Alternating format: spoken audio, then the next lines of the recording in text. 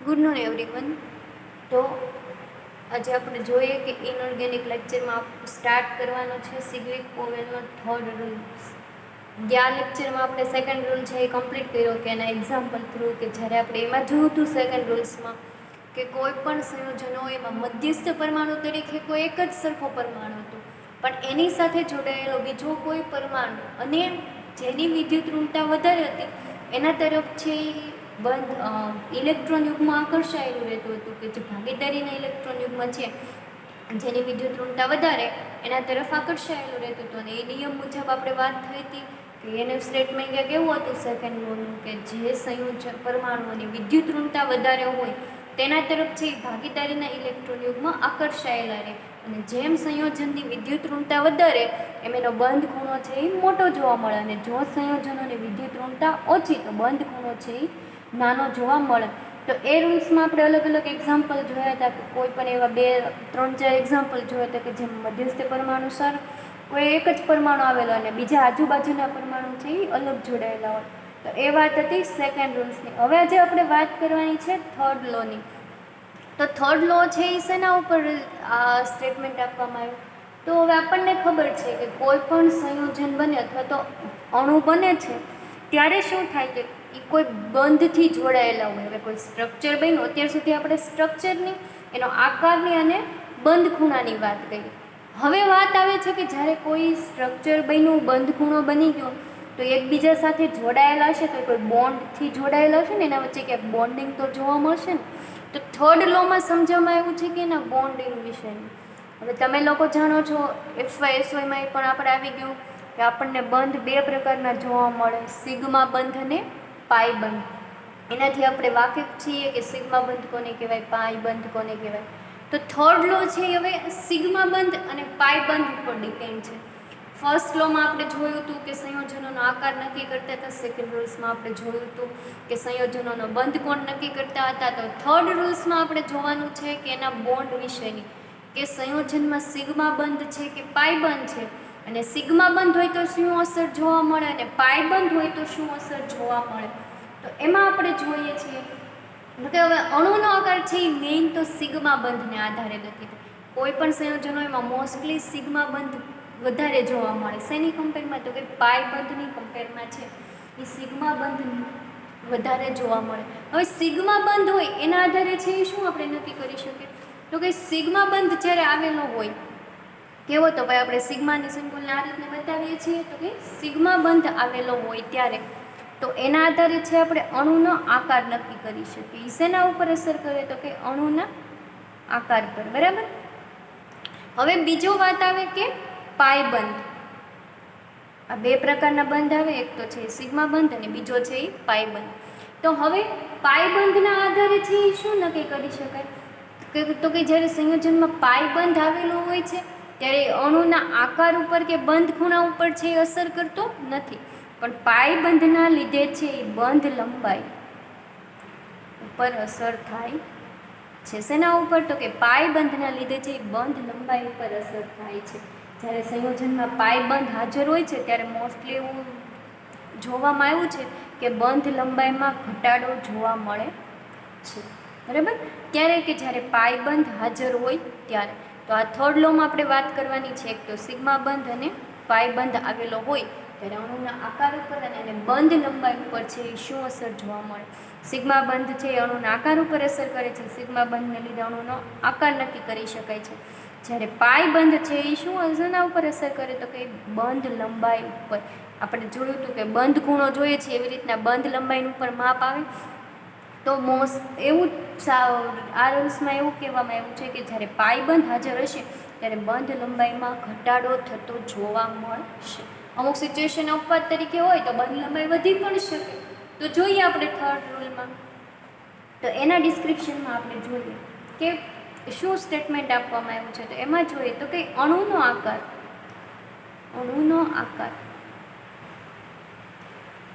Sigma બંધના electron યુગ્મને કારણે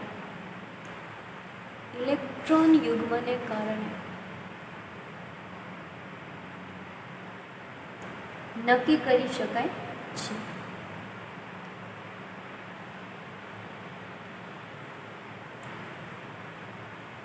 short ક્વેશ્ચનમાં પૂછાય તમને થર્ડ નિયમ મુજબ કે અણુનો આકાર છે એ ખાલી જગ્યા બંધના ઇલેક્ટ્રોન યુગ્મને આધારે નક્કી કરી શકાય છે. અને તમને બે ઓપ્શન આપવામાં આવ્યું, સિગ્મા બંધ, પાઈ બંધ, અથવા તો બીજો કોઈ ઓપ્શન આપવામાં આવ્યો તો આપણે એમાંથી શું આન્સર આવશે કે સિગ્મા બંધના આધારે છે અણુનો શું, તો કે અણુનો આકાર નક્કી કરી શકાય છે.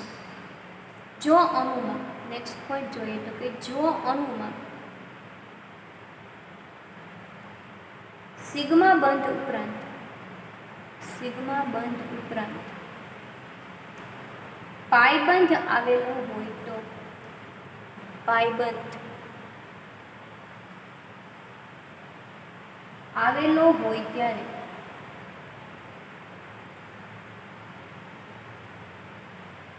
પાઈબંધના ઇલેક્ટ્રોન યુગ્મ અણુના આકાર પર અસર કરતો નથી. અણુના આકાર પર અસર કરતો નથી.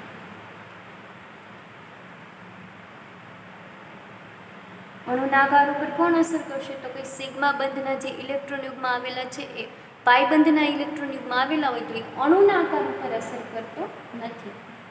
પરંતુ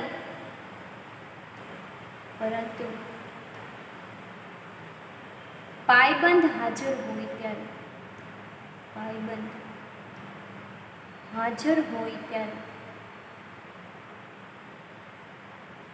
બંધ લંબાઈ ઘટે છે. પાઈબંધ હાજર હોય ત્યારે શું ઘટે છે, તો કે બંધ લંબાઈમાં ઘટાડો જોવા મળે છે. સિગ્મા બંધ છે અણુના આકાર ઉપર અસર કરશે, જ્યારે પાઈબંધ હાજર હશે એ શેના ઉપર અસર કરશે, તો કે બંધ લંબાઈ ઉપર અસર કરશે. જેમ પાઈબંધની સંખ્યા વધતી જાય સંયોજનમાં એમ બંધ લંબાઈ ઉપર ક્રમશઃ ઘટતી જોવા મળે છે. તો આ તો થર્ડ લોનું સ્ટેટમેન્ટ કે પાઈબંધ અને સિગ્મા બંધ હાજર હોય ત્યારે શું છે એના ઉપર અસર જોવા મળે. તો કે આમ નેક્સ્ટ પોઈન્ટ જોઈએ તો કે આમ અણુમાં પાઈબંધ હાજર હોય ત્યારે તે અણુનો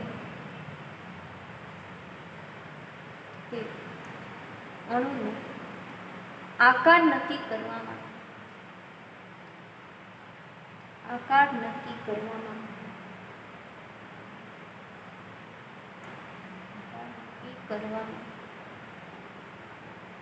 ભાગ લેતો નથી.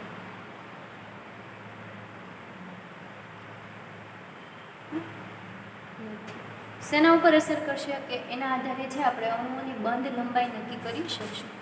પછીનો નેક્સ્ટ પોઈન્ટ જોઈએ તો કે ઇલેક્ટ્રોન જ્યારે પાઈબંધ હાજર હોય તો કે એ સંયોજનનો આકાર નક્કી કરવામાં ભાગ લેતો નથી, પરંતુ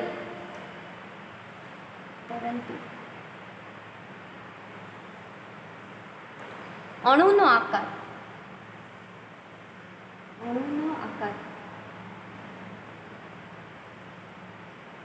સિગ્મા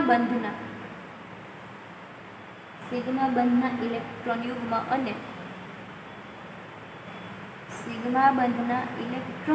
અને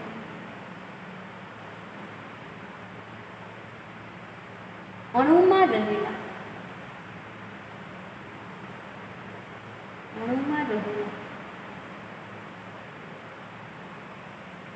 કેન્દ્રસ્થ પરમાણુની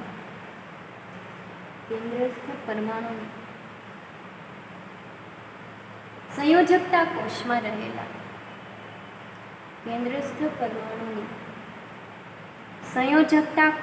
રહેલા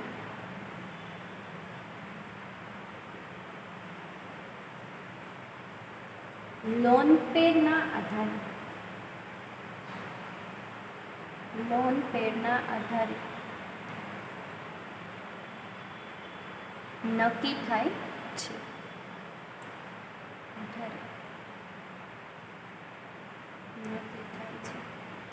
હવે પાઈબંધનો તો એક જ આમાં ભાગ ભજવે છે કે ઓનલી બંધ લંબાઈમાં જ ચેન્જીસ જોવા મળે છે. પરંતુ જ્યારે સિગ્મા બંધ હાજર હોય ત્યારે એ અણુનો આકાર નક્કી કરી શકે. અને આપણને ખબર છે કે કોઈ પણ અણુ બને છે ત્યારે એમાં કેન્દ્રસ્થ પરમાણુ તરીકે જે પરમાણુ રહેલો છે એના સંયોજકતા કોષમાં રહેલા લોન પેરના આધારે અને સિગ્મા બંધમાં રહેલા ઇલેક્ટ્રોન યુગ્મના આધારે જે આપણે અણુનો આકાર નક્કી કરી શકીએ છીએ. તો આ હતું થર્ડ લોન. તો નેક્સ્ટ પોઈન્ટ જોઈએ તો કે આપણે એમ કહી શકીએ કે તેથી અણુમાં સિગ્મા બંધની સાથે પાઈ બંધ આવેલો હોય તો બંધ લંબાઈ છે એ ઘટતી જાય છે. તેથી લાસ્ટ સ્ટેટમેન્ટ એવું આપી શકીએ કે તેથી અણુમાં સિગ્મા બંધની સાથે પાયબંધ આવેલો હોય તો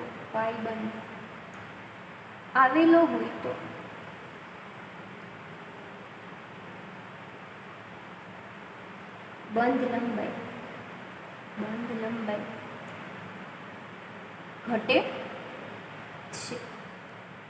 લંબાઈ ઘટે છે. તો આ હતી વાત થર્ડ લોન. હવે આપણે એમાં પણ એક્ઝામ્પલ લઈને જોઈશું કે કોઈ પણ સંયોજનો હોય ત્યારે એમાં કેટલા સિગ્મા બંધ છે અને કેટલા પાઈ બંધ છે. અને સિગ્મા બંધ અને પાઈ બંધ, સિગ્મા બંધ છે એ બંધ લંબાઈ ઘટાડશે, જ્યારે પાઈ બંધના લીધે અને કેન્દ્રસ્થ પરમાણુની સંયોજકતા કોષમાં રહેલા લોન પેર ઇલેક્ટ્રોન યુગ્મના લીધે અણુનો આકાર છે એ કેવો જોવા મળે.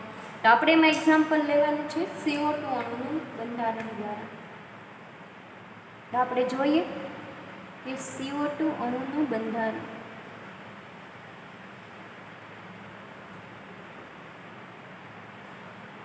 CO2 અણુનું બંધારણ સાબિત કરીએ.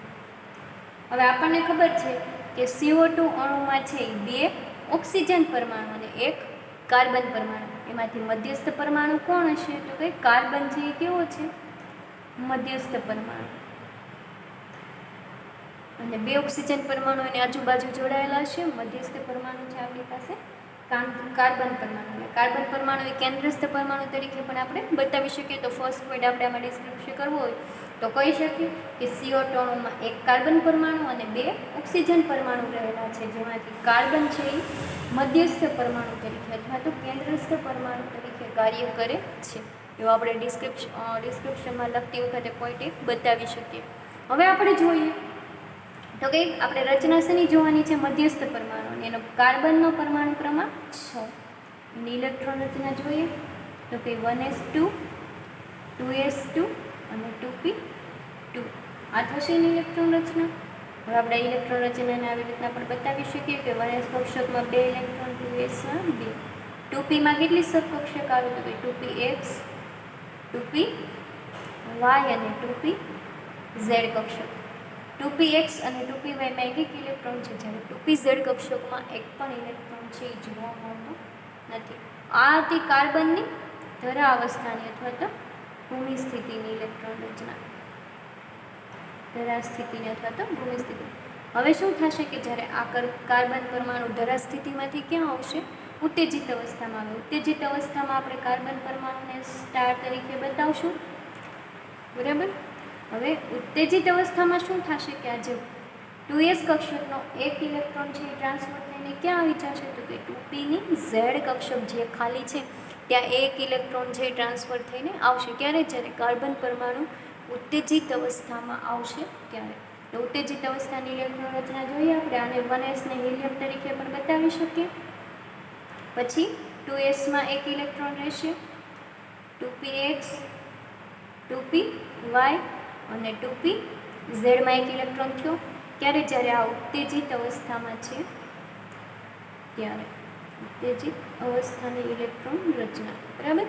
હવે જોઈએ તો આગળ કે હવે કાર્બન સાથે છે ઓક્સિજન પરમાણુ જોડાય છે. કેટલા પરમાણુ જોડાય છે? ઓનલી 2. હવે ઓક્સિજન પરમાણુ પાસે લોન પેર ઇલેક્ટ્રોન યુગ્મ આવેલા છે, એની પાસે અબંધકારક ઇલેક્ટ્રોન યુગ્મ રહેલા છે.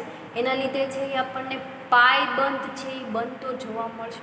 તો હવે આપણે જોઈએ કે જ્યારે CO2 નું અણુ બને છે ત્યારે જોડાશે તો ઓનલી ફોર કેટલા? 2 જ ઓક્સિજન પરમાણુ, પરંતુ એની પાસે રહેલા અબંધકારક ઇલેક્ટ્રોન યુગ્મ છે પણ એ પણ બંધ બનાવવામાં ભાગ લેશે.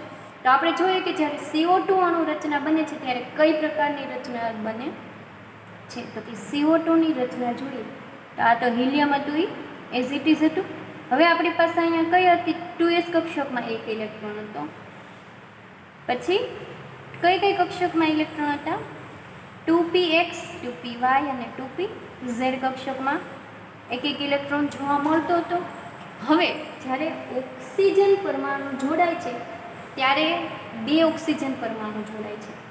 હવે ઓક્સિજન પરમાણુ જોડાશે ત્યારે છે અણુનો આકાર અને એની પાસે રહેલા અબંધકારક ઇલેક્ટ્રોન યુગ્મ છે તો કે એમાંથી એક ઇલેક્ટ્રોન યુગ્મ અહીંયા દાન કરશે અને એક ઇલેક્ટ્રોન યુગ્મ અહીંયા દાન કરશે. જ્યારે પહેલો ઓક્સિજનનો પરમાણુ જોડાશે ત્યારે આ એક ઓક્સિજન પરમાણુ જોડાઈ ગયો. હવે બાકીની જે બે કક્ષક વધી છે એમાંથી એક અહીંયા જોડાશે અને એક અહીંયા છે જોડાશે અને અહીં આવી રીતના છે બીજો ઓક્સિજન પરમાણુ જોડાઈ જશે. હવે આ બંને ઓક્સિજન પરમાણુઓ જોડાઈ ગયા. એક ઓક્સિજન પરમાણુ અહીંયા ઇલેક્ટ્રોનની ભાગીદારી કરી જોડાયનો, જ્યારે એક ઓક્સિજન પરમાણુ છે અહીંયા ઇલેક્ટ્રોનની ભાગીદારી કરી જોડાઈ ગયું. હવે વાત આવે કે એ બંધ કેટલા બનશે તો કે જ્યારે આ પ્રકારનો એક બંધ છે એ કયો છે સિગ્મા બંધ છે. પછી આ ઓક્સિજન પરમાણુ જે બીજો બંધ બને છે એ કયા પ્રકારનો બંધ છે પાઈ બંધ છે કે જે મેં પોતાના ઇલેક્ટ્રોન યુગ્મની ભાગીદારી કરીને બનાવ્યો અને એ બંધ કયો છે આ બંધ છે એ પાઈ પ્રકારનો બંધ, જ્યારે આ પહેલો બંધ છે એ સિગ્મા પ્રકારનો. હવે બીજો ઓક્સિજન પરમાણુ જોડાનો એમાં પણ બે બોન્ડ બન્યા તો એમાં આ જે પહેલો બોન્ડ છે એ કયો છે તો કે સિગ્મા બોન્ડ અને જે આ બોન્ડ છે એ કયો છે તો કે એનો પાઈ બંધ. તો આપણે જ્યારે જોઈ શકીએ કે જ્યારે CO2 અણુ બન્યો છે ત્યારે એમાં બે સિગ્મા બંધ જોવા મળ્યા અને આપણને બે છે એ પાઈ બંધ જોવા મળ્યા. તો આપણે કહી શકીએ ડિસ્ક્રિપ્શનમાં કે CO2 અણુમાં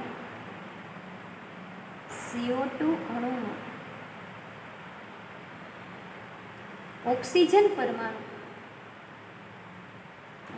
પરમાણુ કાર્બન સાથે બે સિગ્મા બંધ અને બે પાઈ બંધ બનાવે છે.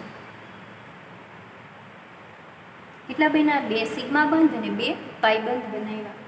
હવે આપણને ખબર છે કે અણુનો આકાર શેના આધારે નક્કી થશે કે એના પાઈ બંધમાં રહેલા ઇલેક્ટ્રોન યુગ્મના આધારે છે આપણે નક્કી કરશું.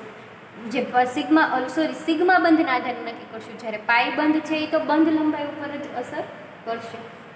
હવે કાર્બન પરમાણુ છે એ કયો છે તો કે મધ્યસ્થ પરમાણુ છે અને બે ઓક્સિજન પરમાણુ એની આજુબાજુ કેવી રીતના જોડાશે રેખીય છે. હવે આમાં બે સિગ્મા બંધ છે અને બે પાઈ બંધ છે તો આપણે એવી રીતના બતાવશું કે એક સિગ્મા બંધ એક પાઈ બંધ. આ સાઈડ પણ એવી જ રીતના આવશે કે એક સિગ્મા બંધ અને એક પાઈ બંધ.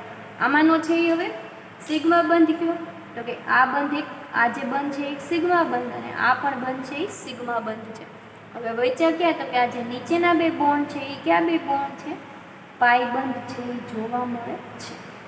અને આ બધા વચ્ચે છે એ કેવો છે તો કે આ બધા વચ્ચેનો બંધ કોણ કેટલા ટાઈપનો છે તો કે 180 ડિગ્રીનો બંધ કોણ છે એ જોવા મળે છે.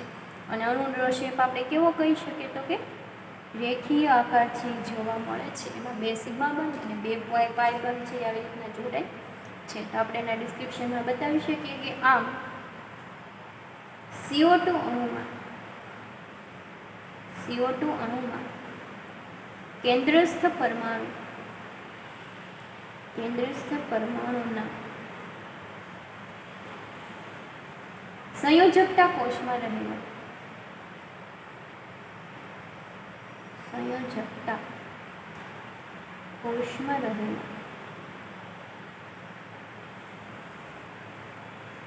સિગ્મા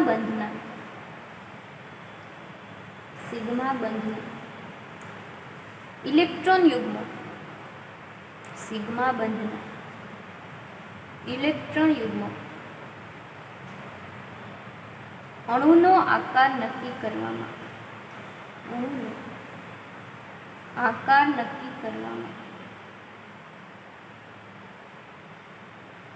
મદદરૂપ થાય છે. જ્યારે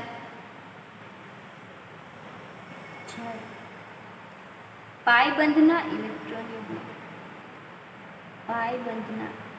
ઇલેક્ટ્રોન યુગ્મ બંધ લંબાઈ બંધ નંબર નક્કી કરવામાં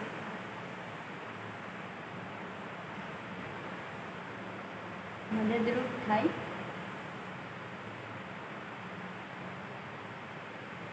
છે.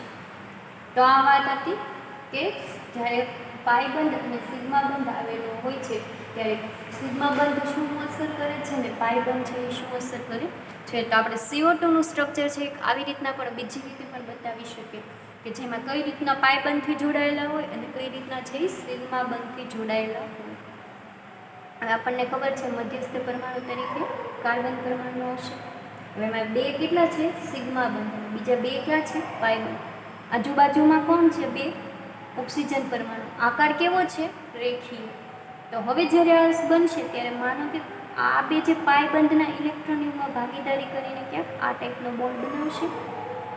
અહીંયા પણ એ જ રીતના થશે કે અહીંયા પણ છે પાઈ બોન્ડ ભાગીદારી કરી સિગ્મા બંધ ભાગીદારી કરીને ક્યાંક આ ટાઈપના છે એ બંધ બનાવશે અને એની આજુબાજુ ઇલેક્ટ્રોન વાળા આવી રીતના જોડાયેલા હશે. હવે વાત આવી સિગ્મા બંધ પાઈ બંધની. તો પાઈ બંધ કેટલા છે બે અને જે આ બે બંધ છે એ કયો છે તો કે અહીંયા જે ડાર્ક કરીને તમને બતાવવામાં આવ્યું છે આ બંને ક્યાં છે તો કે સિગ્મા બંધ કાર્બન અને ઓક્સિજન વચ્ચે. આ કાર્બન અને ઓક્સિજન વચ્ચે ક્યાં બેના બે સિગ્મા બંધ છે એ બેના. હવે બાકીના જે વૈધા બે પાઈ બંધ. તો એ બે પાઈ બંધ છે એ ક્યાંક આવી રીતના જોડાશે. પહેલાં આપણે ઉપરની સાઈડમાં પાઈ બંધ છે એ જોઈ લઈએ. ઓકે, આ ઓક્સિજન પરમાણુ પાઈ બંધ. અહીંયા આપણે એને ડોટેડ લાઇનથી બતાવીએ. આ એક કાર્બન અને ઓક્સિજન પરમાણુ વચ્ચે પાઈ બંધ બન્યું. હવે જે બાકીનો બીજો છે એ કાર્બન અને ઓક્સિજન પરમાણુ વચ્ચે પાઈ બંધ બનશે. આ બાકીનો જે બીજો ઓક્સિજન પરમાણુ અને કાર્બન પરમાણુ વચ્ચેનો પાઈ બંધ. તો આ એક આખો છે એ પાઈ બંધ બની ગયો. આ બંને સિગ્મા બંધ. એવી જ રીતના નીચેની સાઈડ પણ એક પાઈ બંધ બનતો જોવા મળશે.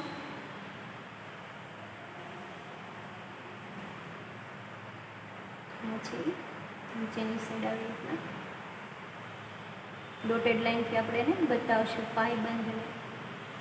તો આ છે બીજો પાઈ બંધ. જ્યારે તમે આવી રીતના એને જુઓ કે એની રચનાના આધારે લોન પેર ઇલેક્ટ્રોનના આધારે છે એ કઈ રીતનો બંધ બનતો જોવા મળે. તો એમાં છે ક્યાંક આ ટાઈપના બંધ છે એ બનતા જોવા મળશે. તો આ બંને સિગ્મા બંધ અને આ બંને છે એ પાઈ બંધ. તો આ હતી CO2 અણુની રચના. હવે જોઈએ આપણે બીજું એક એક્ઝામ્પલ લઈને. તો નેક્સ્ટ એક્ઝામ્પલમાં આપણે જોવાનું છે કે ઇથિલિન અણુનું બંધારણ અથવા તો ઇથિલિનમાં છે એ કેટલા સિગ્મા બંધ અને કેટલા પાઈ બંધ આપણે જોશું. હવે ઇથિલિનનું છે એ શું થશે અણુ સૂત્ર તો કે CH2 ડબલ બોન્ડ CH2. એના બંધારણમાં આપણે જોઈએ. હવે આપણે ઇથિલિનમાં જોઈએ તો કેટલા કાર્બન અને કેટલા હાઇડ્રોજન પરમાણુઓ છે તો કે અહીં છે એ બે કાર્બન પરમાણુ અને બાકીના હાઇડ્રોજન પરમાણુ કેટલા છે 4 હાઇડ્રોજન પરમાણુ જોડાઈને શેની રચના કરે છે ઇથિલિન અણુની છે એ રચના કરે છે. ઇથિલિન અણુમાં જોશું તેમાં મધ્યસ્થ પરમાણુ તરીકે કોણ હશે કાર્બન પરમાણુ. કયો હશે મધ્યસ્થ પરમાણુ તરીકે હશે અને એને આજુબાજુમાં છે 4 કાર્બન પરમાણુ જોડાયેલા હશે. આ એક કાર્બનની આજુબાજુ 2 હાઇડ્રોજન પરમાણુ અને આ કાર્બનની આજુબાજુ 2 હાઇડ્રોજન પરમાણુ. સ્ટ્રક્ચરમાં ટોટલ 2 કાર્બન પરમાણુ અને એની આજુબાજુમાં હાઇડ્રોજન પરમાણુ જોડાશે. આ કાર્બનની આજુબાજુ 2 હાઇડ્રોજન પરમાણુ અને બીજા કાર્બનની આજુબાજુ 2 હાઇડ્રોજન પરમાણુ. એટલે મધ્યસ્થ પરમાણુ કયો રહેશે કાર્બન પરમાણુ છે એ રહેશે અને એની આજુબાજુમાં છે હાઇડ્રોજનના પરમાણુઓ ગોઠવાશે. તો જોઈએ આપણે કે પ્રથમ છે એ મધ્યસ્થ પરમાણુ તરીકે આપણે કયો લીધો છે કાર્બન પરમાણુ. એની ઇલેક્ટ્રોન રચના 1s2 2s2 2p2 થશે. જેમ આપણે અગાઉ જોયું હતું કે આ છે એની કઈ છે તો કે ધરા સ્થિતિની અથવા તો ભૂમિ અવસ્થાની ઇલેક્ટ્રોન રચના. ધરા સ્થિતિની ઇલેક્ટ્રોન રચના. હવે જ્યારે કાર્બન પરમાણુ ઉત્તેજિત અવસ્થામાં આવશે ત્યારે આપણે કાર્બનને છે સ્ટાર તરીકે બતાવીએ. ઉત્તેજિત અવસ્થામાં શું થશે કે અહીંયા આપણે જોઈએ તો કે 2px 2py અને 2pz 3 સબકક્ષકો આવેલી હોય. હવે 2p માં એક ઇલેક્ટ્રોન 2px માં એક ઇલેક્ટ્રોન 2py માં એક ઇલેક્ટ્રોન 2pz માં ઇલેક્ટ્રોન 0 છે. આ હતું ધરાશ સ્થિતિમાં. હવે ઉત્તેજિત સ્થિતિમાં જ્યારે થાય આવે છે ત્યારે આ 2s નો એક ઇલેક્ટ્રોન ટ્રાન્સફર થઈને ક્યાં આવી જશે?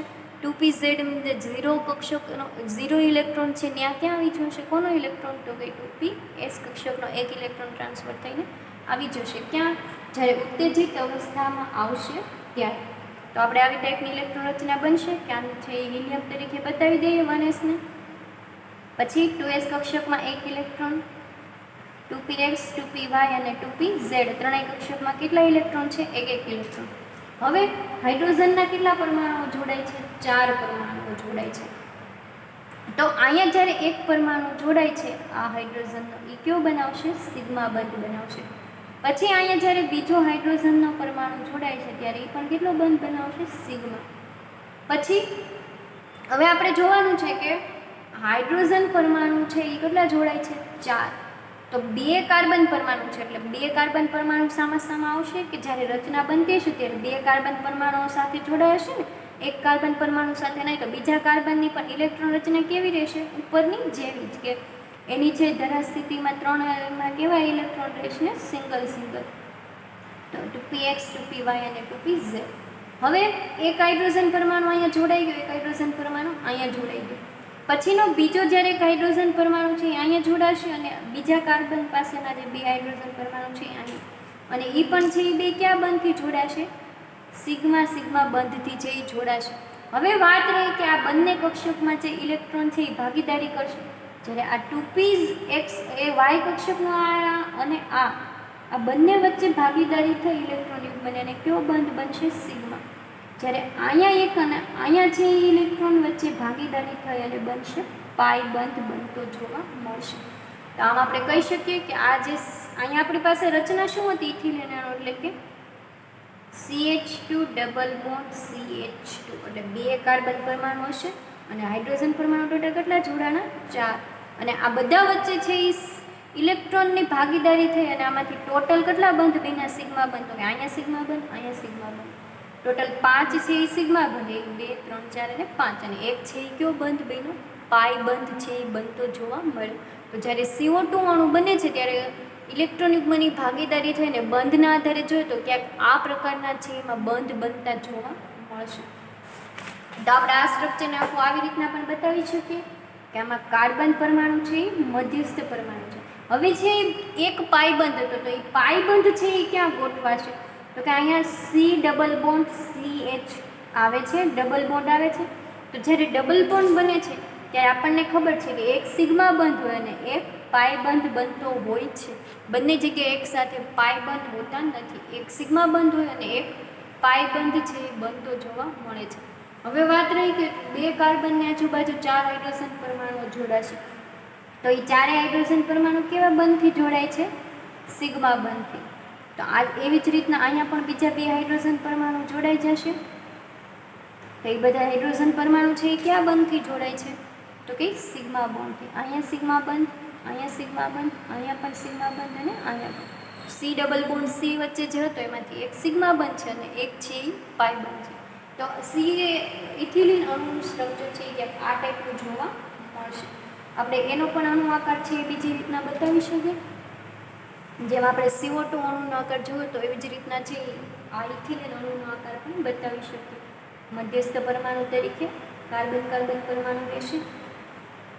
એમાં છે એ પેલો કયો બંધ બને છે? સિગ્મા બંધ. આજુબાજુમાં કેટલા હાઇડ્રોજન પરમાણુઓ જોડાય છે? 4. એના શેપમાં છે કે આ રીતનું જોવા મળશે આપણને. હવે અહીંયા જે આપણી જો અણુઓ જોડાય છે અને ઇલેક્ટ્રોનની ભાગીદારી કરી અને કયો બંધ બનાવે છે? સિગ્મા બંધ બનાવે છે. બાકીના જે 4 છે એ તો આપણને ખબર જ છે કે બીજા બધા કેવા બંધ છે? સિગ્મા બંધ છે. હવે પાઈ બંધ છે એ તો કે નીચેની સાઈડ બંધ જોવા મળશે. ઓકે, અહીંયા જે પાઈ બંધ ડોટેડ લાઈનથી આપણે બતાવી શકીએ. જે આ બંધ બન્યો છે ને ક્યાં નામથી આ નામ આપશું આપણે? પાઈ બંધ. એટલે કે CH2 નું સ્ટ્રક્ચર ક્યાંક આપણે આવી રીતના આના આધારે આવી રીતના પણ બતાવી શકીએ કે CH2 અને અહીંયા આજુબાજુમાં બીજા 2 હાઇડ્રોજન પરમાણુ તો આ બંધ છે એક સિગ્મા બંધ, અને આ મુજબ રચના મુજબ જોઈએ તો આ એક છે પાઈ બંધ. બાકીના આ જે બધા સિંગલ બોન્ડ છે એ ક્યાં બંધ છે? અહીંયા આપણે જોઈએ તો કે આ સી ડબલ બોન્ડ સીની આજુબાજુ એક સિગ્મા બંધ અને એક પાઈ બંધ. જ્યારે આ બાકીના બધા છે એ કેવા છે? સિગ્મા બંધ સિગ્મા બંધ. એવી જ રીતના અહીંયા પણ જે હાઇડ્રોજન છે એ બધા વચ્ચે કેવા બંધ આવેલા છે? સિગ્મા બંધ. આપણે આ સાઈડના કાર્બનના બંધ બતાવ્યા. આ બંધ બતાવે તો આપણે આવી રીતના બતાવી શકીએ કે સી, અહીંયા આપણે છે આવી રીતના બતાવી દઈશું CH2, આ બંને CH2 રૂપે બતાવીએ. અહીંયા કાર્બન, તો અહીંયા પણ આવી રીતના બતાવી શકીએ કે આ H અને આ H. તો અહીંયા બંધ, તો કે આ પહેલો છે સિગ્મા બંધ અને બીજો છે પાઈ બંધ. જ્યારે આ બંને બંધ કેવા છે? સિગ્મા બંધ. તો આખી રચના આપણે જોઈએ કે અહીંયા છે પેલું CH2 નું ડિસ્ક્રિપ્શન કર્યું એટલે આપણને ખબર પડી ગઈ કે સિગ્મા બંધ અને CC વચ્ચે સિગ્મા પાઈ બંધ આવી રીતના ગોઠવાયેલા છે. ઓર કરીને તો કે આ કાર્બનના હાઇડ્રોજન કેવી રીતના છે? તો કે આને આપણે એવી રીતના બતાવી દેતા, તો અહીંયા આપણે આને CH2 તરીકે લખી શકીએ. મિડલમાં છે એક સિગ્મા અને એક પાઈ બંધ છે CC વચ્ચે. જ્યારે આ CH2 ના H બંધ આવી રીતના જોડાયેલા હશે તો આખું સ્ટ્રક્ચર છે એ આપણને છેલ્લે આ રીતનું છે એ પ્રૂવ થતું જોવા મળે. તો આ સ્ટ્રક્ચરને જોઈન્ટ કરીએ એટલે આપણને પહેલું સ્ટ્રક્ચર મળે. અને સિગ્મા બંધ અને પાઈ બંધ કઈ રીતના ગોઠવાય છે તો આના આધારે આપણે આવી રીતના સમજાવી શકીએ. અને આનો આપણે શેપ છે એ કઈ રીતનો કહી શકીએ કે જ્યારે આવી રીતનો આખો શેપ બને છે CH2 જોડાઈને, એને નામ આપી શકીએ આપણે સમતલીય ત્રિકોણ શેપ. સમતલીય ત્રિકોણ એવો શેપનું નામ છે એ આપણે આપી શકીએ. તો જોઈએ આપણે એના ડિસ્ક્રિપ્શનમાં, આપણે ડિસ્ક્રિપ્શન રૂપે લખવું હોય તો એમ લખી શકીએ કે આમ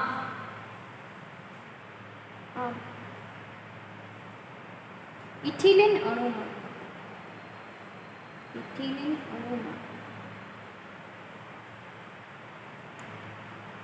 કેન્દ્રસ્થ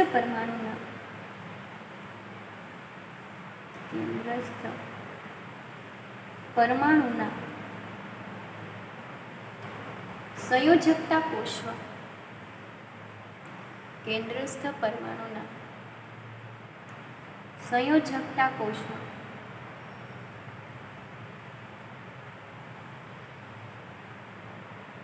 બંધકારક ઇલેક્ટ્રોન યુગ્મની સંખ્યા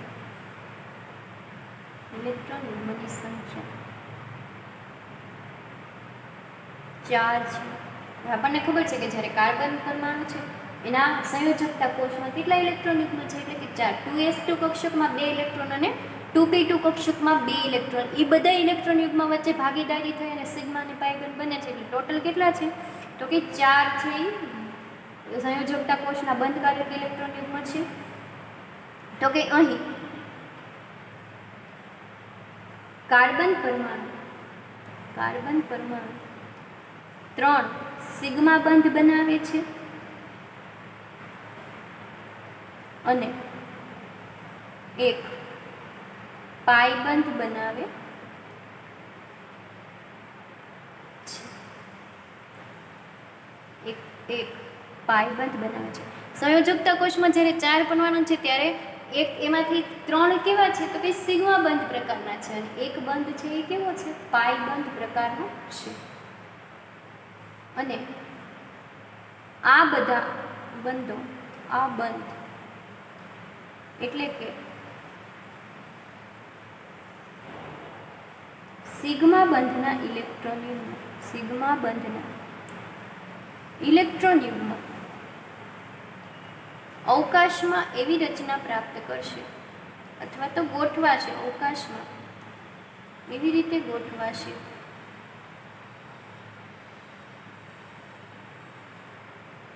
કે જેથી તેમની વચ્ચે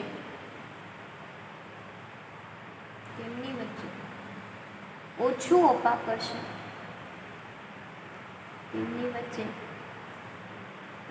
અપાકર્ષણ અનુભવાય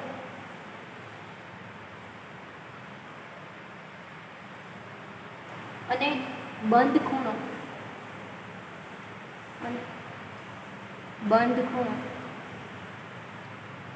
120 ડિગ્રીનો જ્યારે આકાર આકાર સમતલીય ત્રિકોણ જોવા મળે છે. સમતલીય ત્રિકોણ જોવા મળે છે. તો આપણે જોઈ શકીએ કે કઈ રીતના 120નો બંધકોણ જોવા મળશે. આપણે આકાર કેવો છે એનો? સમતલીય ત્રિકોણ. એક આ ટાઈપનું આપણે સ્ટ્રક્ચર જોયું હતું. અહીંયા એક હાઇડ્રોજન પરમાણુ, એક હાઇડ્રોજન પરમાણુ અહીંયા છે. અહીંયા ડબલ બોન્ડ આવશે બંને વચ્ચે. આ બંને કેવા છે? સિગ્મા બંધ. સિગ્મા બંધ અને પાઈ બંધ છે. આ કાર્બન પરમાણુની સંયોજકતા કક્ષકમાં કેટલા છે? તો કે 3 સિગ્મા બંધ અને 1 પાઈ બંધ. એવી જ રીતના આ કાર્બન પરમાણુ પણ આ સિગ્મા બંધ અને પાઈ બંધ વચ્ચે બંને કેવો રહેશે? કોમન.